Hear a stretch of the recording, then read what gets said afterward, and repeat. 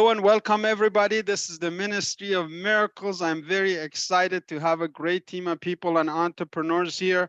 My special guest today, I am on a quest to interview all the top achievers that I can connect with in 2023. And I personally don't have to look too far to find people who are superior and who are achievers in their own fields. And today I have a very special guest.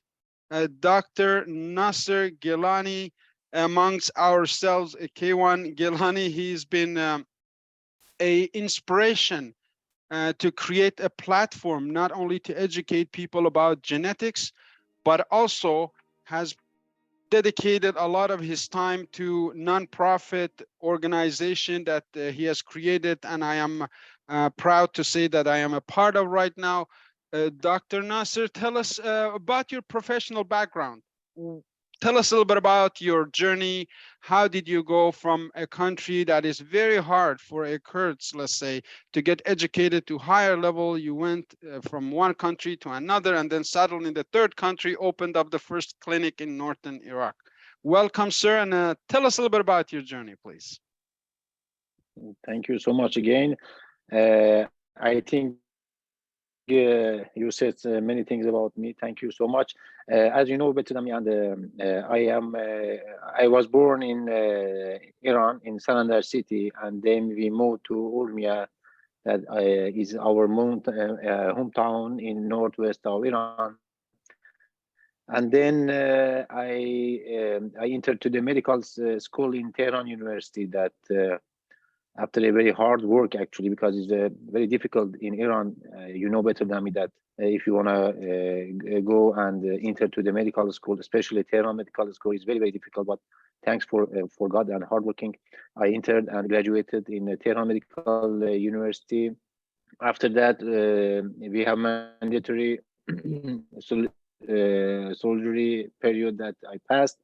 And after that, I came to North of Iraq, in Kurdistan region of Iraq, because of our root and our background. You know, I came to here to see. That time here it was a new established region in Iraq after the previous regime. So I was so interested to come here to see what we can do here. For ourselves, for the people, for anything that I had in my mind, actually. So we started in some activity. I established first a company for myself, a medical company, pharmaceutical company, and at the same time, parallel, I established the first professional medical laboratory in region as an independent medical laboratory. After that, I see that I am interested in genetic. So I moved to Turkey and get my PhD in the genetic, and came back to North of Iraq again in Kurdistan, and established the first with my friend, not myself alone. We established the first medical genetic laboratory. And after that, I established the first genetic counseling clinic in maybe in all Iraq as a professional genetic counseling. This is as my career, and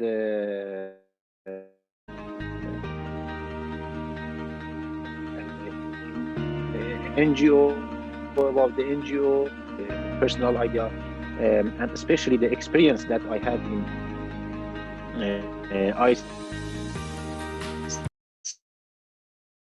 attack in region, and I touched. They had genocide here, and so I did anything that I could as a person. But that time I felt that as a person you cannot do many things. You have some limitation. So the thought of have a NGO as a group with my other cousin that you know them also established NGO as a Nehri organization, and with your also cooperation, we are doing many things. If you want, we can talk about the detail about them also. Thank you, sir. I appreciate your explanation. It was a little bit of cutting in and out, but I hope everything got recorded okay.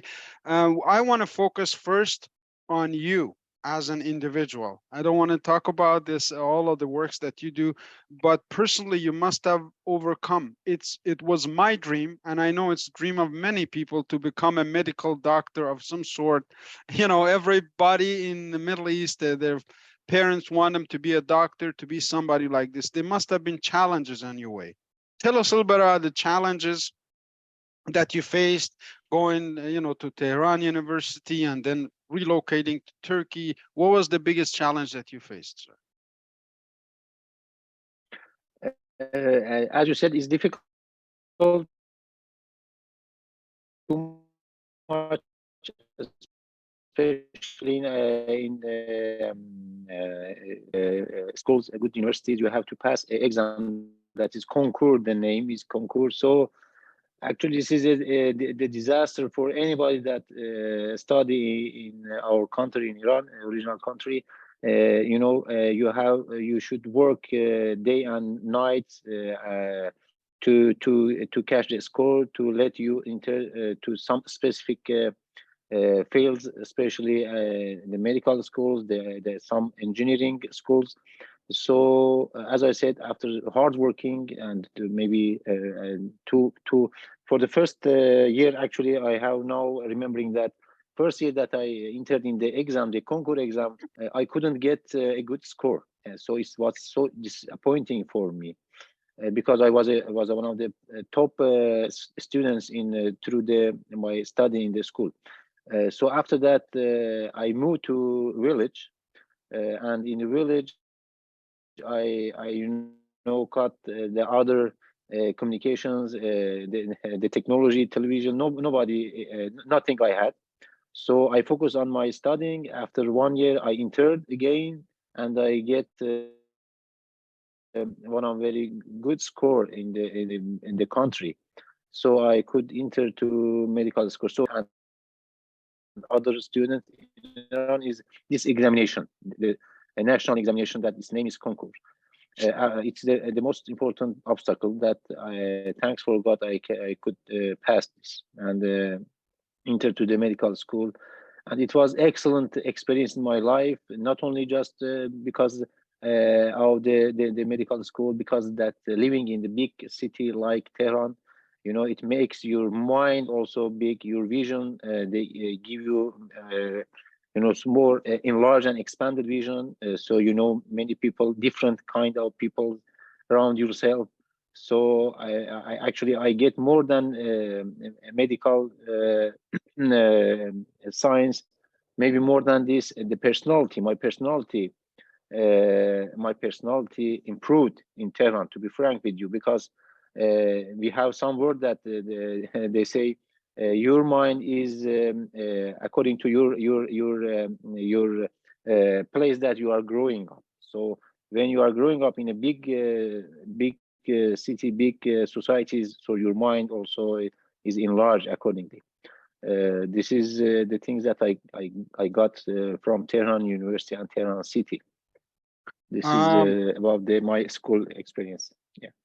Wonderful, sir. This is what are the couple of things. Again, when somebody that has achieved anything substantial speaks, I really have a pen and paper all the time, because there's things that you say that may not be heard, but if one pays attention, they will take that one thing that you said, apply to their life tomorrow to make it better.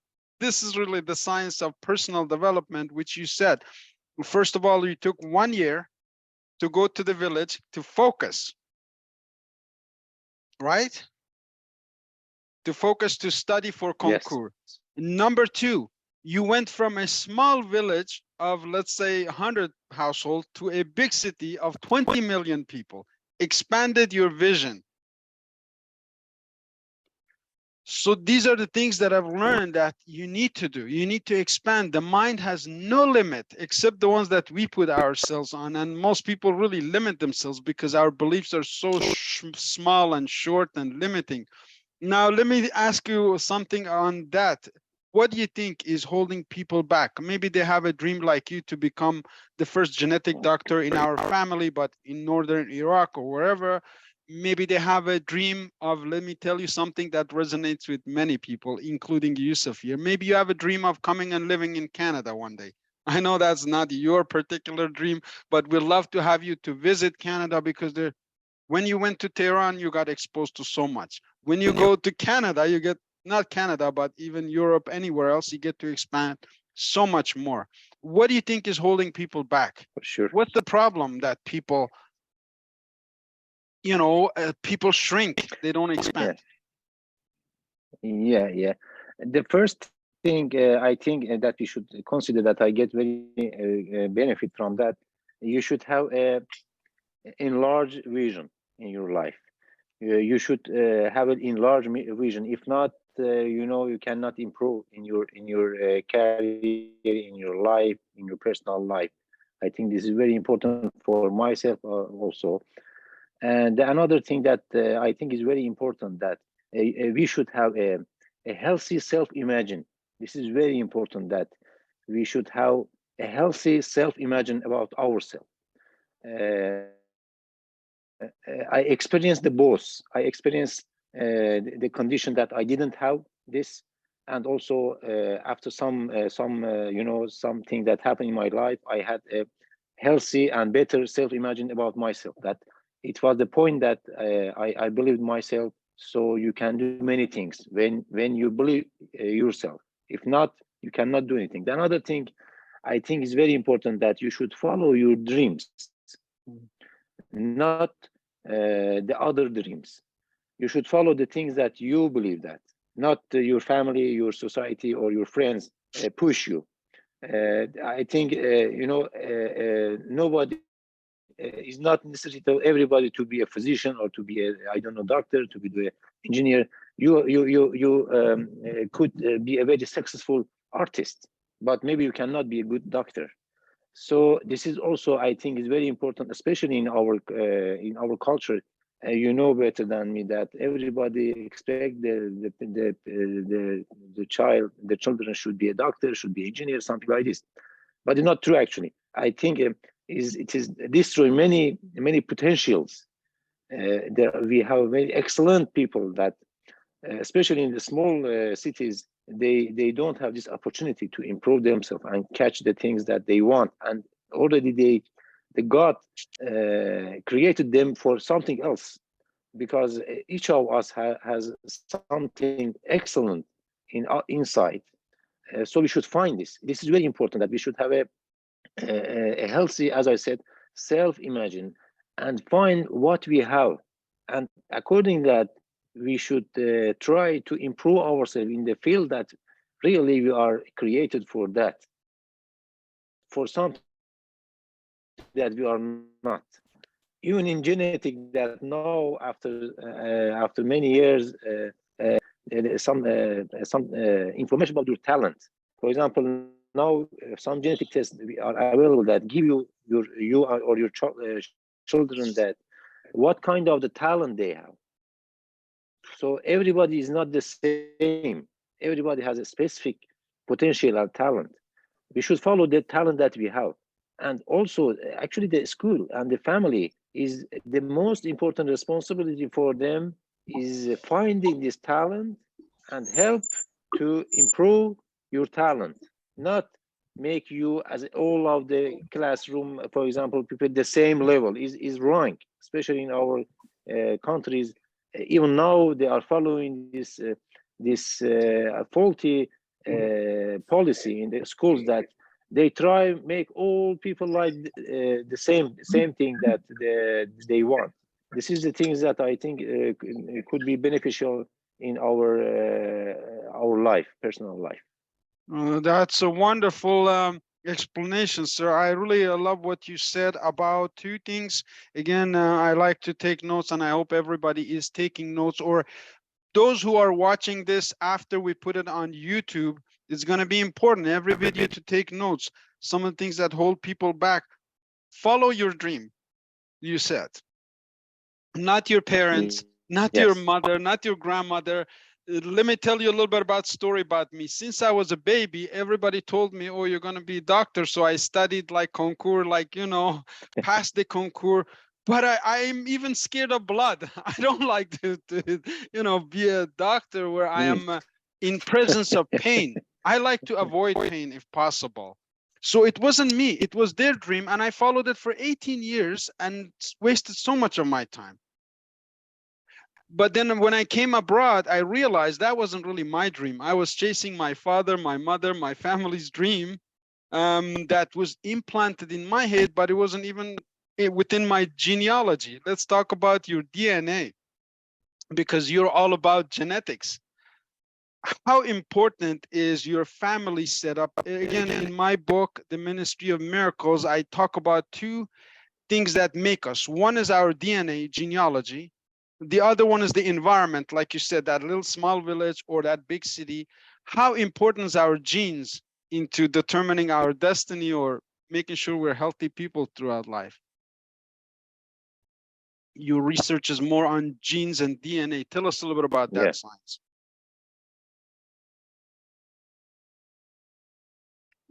Actually, we are, as a genetician, we always say to who we are. In the front of this question, I say we are what that our genome is, because now we know too much about the human being genome, that what kind of the importance that this genome is playing in our life. Actually, sometimes this is a little more disappointing, but is also so helpful that this investigation they help us to what we are and what kind of, for example, what kind of the disease we maybe have. What is our risk, health risk for us? The genome is very important to determine your destiny, actually.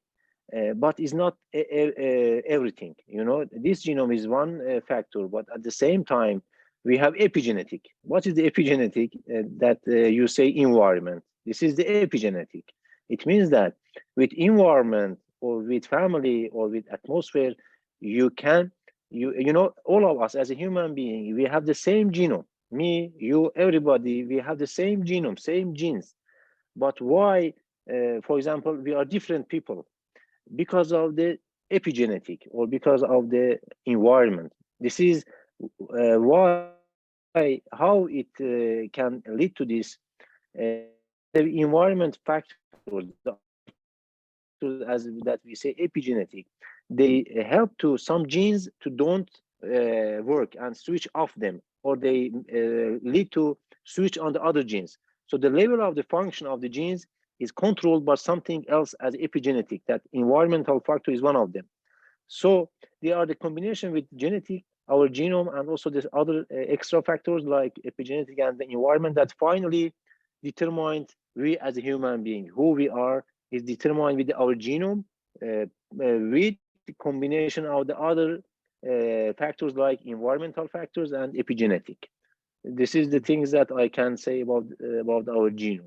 Tell us a little about the effort right now that we are facing a huge challenge. It's now the trending topic around the world is the earthquake in what they call Turkey and Syria. Tell us where the earthquake is exactly, and what are you doing, and what are we doing together to reach these people, sir? Yeah, unfortunately, because of this earthquake that happened in the Turkey and Syria, that the center of the earthquake was around the Gaziantep city in Kahramanmaraş in Turkey. Thousands of people, unfortunately, are died, and 100,000 maybe are injured. So, as a human being and as our organization, as Nehri, we are started a campaign to gathering and collecting some stuff. Because we are authorized to work internationally, so we have started, and actually already we sent some aid and helps for the people that they are living there. Not too much, but at least something, because when you do something, at least you feel happy in your side. Your inside. So we started this, and the campaign is going running, and thanks for God, now a good amount and volume of the the aid are collected. Wonderful. Well, I am and at the same time also yeah, sorry. Another point that I focused. This is a Nehri-Care project that running in Shengal and your Sinjar, because the dislocated people, even now, they didn't came back to their own city, and they are living in the mountain. Maybe you cannot believe, but after, you know, I don't know, 7 years again, they didn't came back to their own city because of the, you know, the trauma they had, and the fear that again they have. They are living in behind the mountain, even in the top of the mountain. You know, many people, many family, and established a hair care, a mobile clinic team, and now daily we go and, you know, do something for them. The people that they are living in the outside, there is no facility for them. At least at health, we are doing something to help them. It is running. That's a very noble work that you are doing, sir, and I am proud to say that I have coordinated with the Kurdish House in Toronto. We have up to now gathered 2,000 pounds of clothing, food, and we're going to send to your organization. I'm very proud to say that my main expertise is really team building. I love to bring people together to help good causes, and you are one of the people out of the whole 2-year trip that I took that I love to collaborate and help you expand this vision into the future. So we're going to be in touch before Nowruz, hopefully with a lot of great support to your organization and the people who are suffering right now. Thank you for your support, sir. Thank you. My pleasure. Now, I'm going to ask you a final question. If immigrant entrepreneurs, we by tribe are called Muhajir in Kurdish, which means immigrants. If you had some tips for somebody who has no opportunities where they are, let's say it's Yusuf in Istanbul or Dr. Camille in the Caribbean, in the islands, they want to migrate to somewhere else. What problems have you encountered in relocations into 3 different countries? Any tips that you can do to help somebody to stay focused, because there will be problems, rejections and reductions and all kinds of problems, right? If you were 20 years, what would you tell yourself? Yes, for sure. Gilany? Yeah. Actually, my story is a little bit different, because I moved between the 3 countries, but all the 3 countries I don't feel actually as a foreign, because I moved to some places that with the same language, same culture, same. So I think somebody that want to do immigration, first of all, he or she should make a serious decision, and make himself or herself mentally to do that before anything, because the immigration, sorry, hello? Yeah, we're here. Go ahead. Yeah, the immigration is a you know, maybe a kind of the shock in your life. It could be very excellent experience in your life and in your family life, actually, but at the same time it could be vice versa. So they should be ready for this. After that, they make themselves ready for this big decision. They should try and do their best to do that. And I think I have experience in my life that when you move, the best thing is that you should destroy the bridge behind yourself. Because when you have some bridge to come back, you know, always you will have doubt that, okay, I will come back or not stay. So you cannot be successful in the place that you're already going. So decide yes or no, and after decision, go ahead by your power, full power, 100% power, no doubt. And I think everybody want to do something, they can do that finally, because now the world is different and there are many ways to move to immigrate, to try. So one of them will be successful anyway. And I think that one of the things that make you really improve in personally, especially personally, is immigration. So immigration and movement in your life is very excellent experience, and I recommend to everybody to do that in his or her life. One of the other things that you talked about is making a commitment, having a purpose. So we have a purpose coach with us. Gary is here. Gary Grady, as you met last time, Gary's our purpose coach. Most people, I find, are feeling lost. Again, you encourage people to travel, to do this, to that. But if we don't have a light right in front of us, a purpose, it's very tough. The hard days, we shrink, we go back. So I am going to ask Gary to give us a couple of minutes of what he's doing. And if anybody has any other questions for Dr. Gilany, he's going to be here to answer. Gary, welcome, sir. Yes, thank you, Arif. Great to be back and see everybody. And I'm grateful for the work that Arif is doing and for all of our work. And actually, my heart is heavy for the people who are the victims of the earthquake, and so they need definitively hope. And you know what? We aren't in a earthquake or a crisis necessarily, but we all as humans want hope and need hope. And so that's what we help people do, is to discover their calling, their purpose, and to increase the clarity and certainty and commitment to their own future. And that's where that's where our hope can come from. And so what I've discovered, and so I'm curious if it's true for each of us, if we're not in a crisis, is that when, in fact, you might even recall a time, the last time, maybe just close your eyes for just a couple of seconds. Please recall a time or the last time when you're like really focused, you were high energy, you were passionate, you were loving what you were doing. And in essence, you were on purpose during that period of time. And just recall what that felt like for a moment. You probably felt like you were on top of the world. You felt like you had meaning in your life, that you had purpose and you're making a positive impact.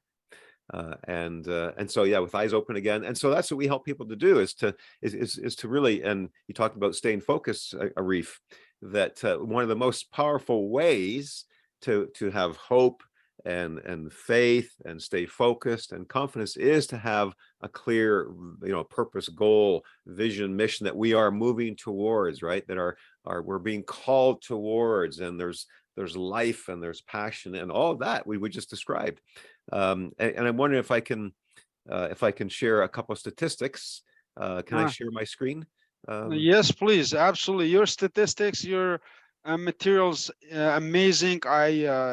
I'm taking your course myself. A purpose is something bigger than we really can find until somebody put a light into it and find out, maybe there are things that possible for me that I can't see. But if Gary says, Arif, you can do this, maybe I believe in myself. And anything you repeatedly think about it and believe, even a lie, you will believe it and you will do it.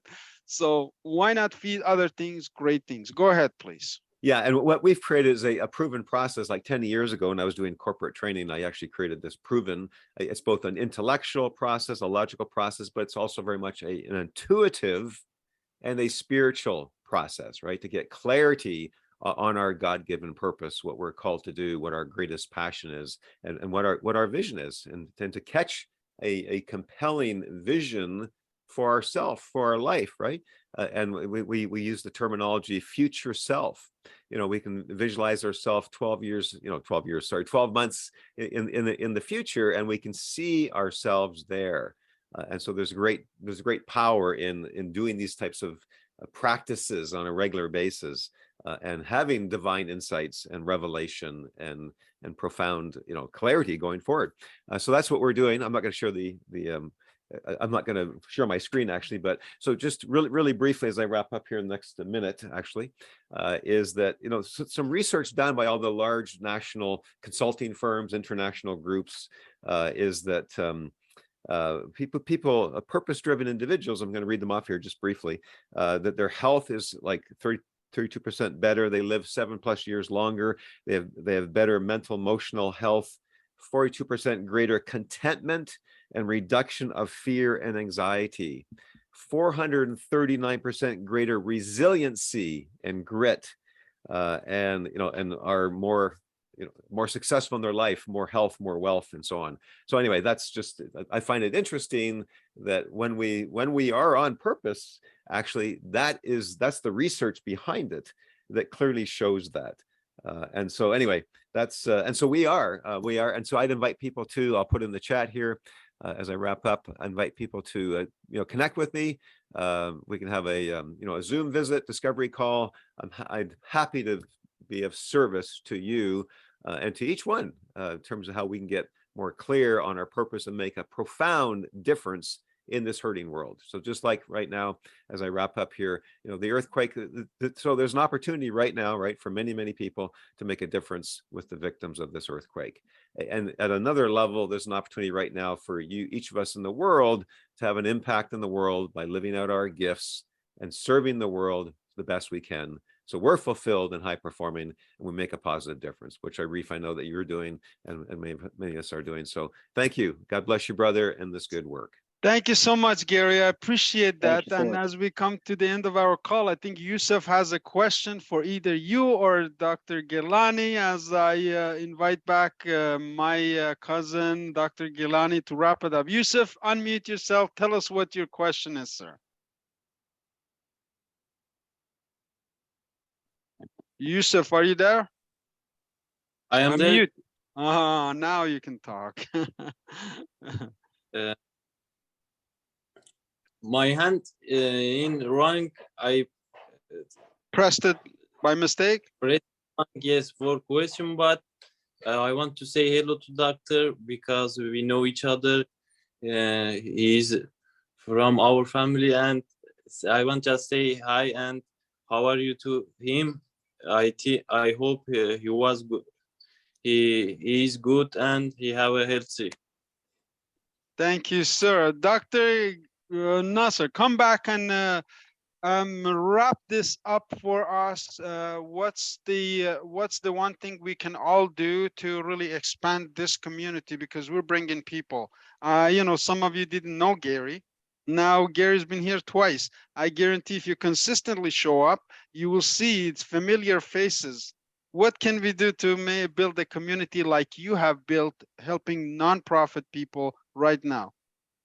Dr. Naser, come back, please. Yes, sorry, I didn't have your voice. Can you repeat?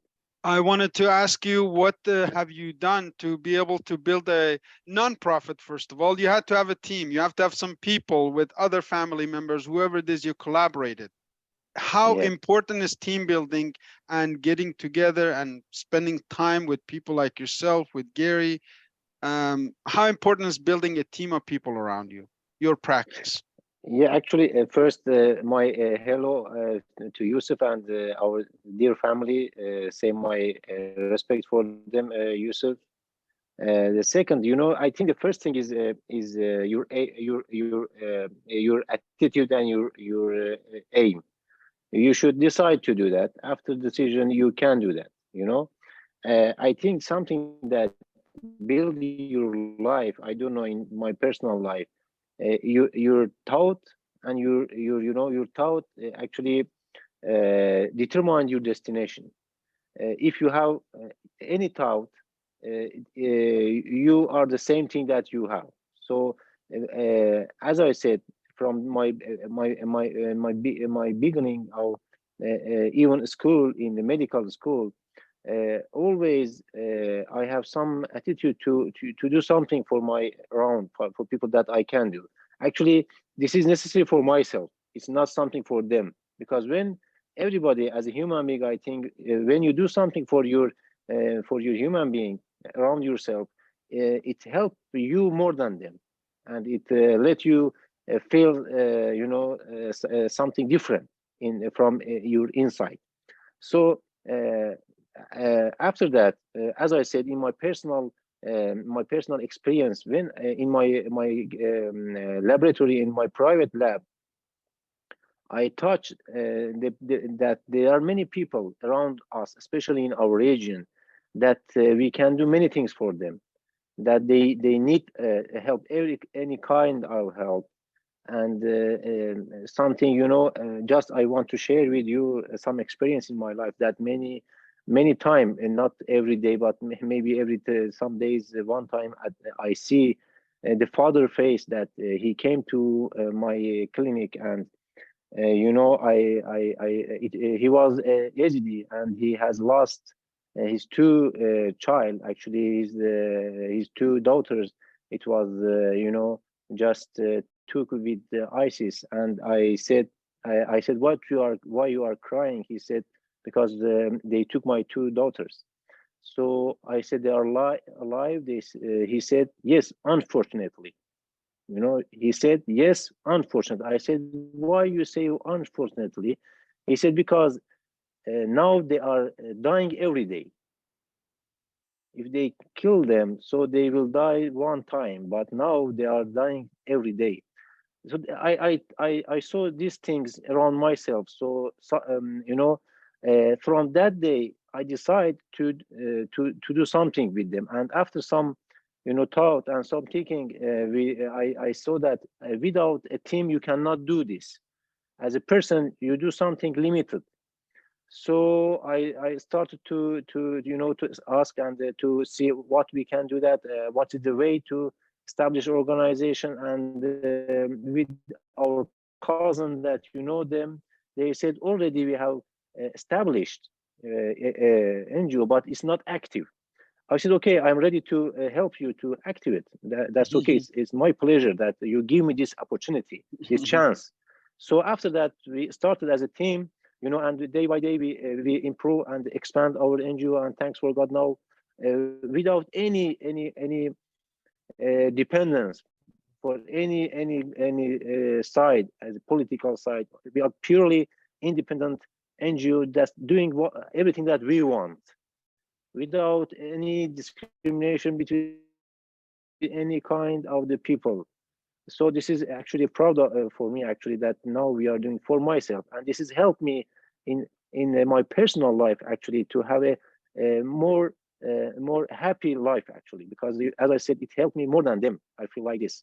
So from this point, that I think if you want to do that, you can do that. You know, it's nothing impossible. Just you should decide and purely focus on that, and do the things that you want. So I decided to have it to make a team with my cousins, and we did, and we made. And I think when your decision and your aim be healthy, you know, also you see that anybody is coming to help you. You know, around people, they because they feel that what you are doing, are you know, doing something else, or really you want to do help and to do something, you know. So people are smart now, and they feel, you know, they feel that what is your aim. So thanks for God, now we have many people like you, Arif, that from other side of the world, you know, you are helping and support us to do something for these people that they are hopeless. They are very, you know, there is a big disaster. Actually, there are many cities that at the time being, there is no city remain, actually. So not only now, but also after now, maybe they will need a very more difficult period, and they will need a bigger help from us and from any government and NGO around the world. Thank you so much, Dr. Gilany. Thank you so much, everybody. But Dr. Gilany, this was an amazing interview. I have taken 3 pages of notes. Some of the things that you did is most people die every day, just like those 2 girls, because ISIS took them as slaves, and the father feels that they should be dead instead of being alive. And most people captured themselves in their own capsule and die every day, while there's so many great people around us we can connect with. I thank you so much for your time.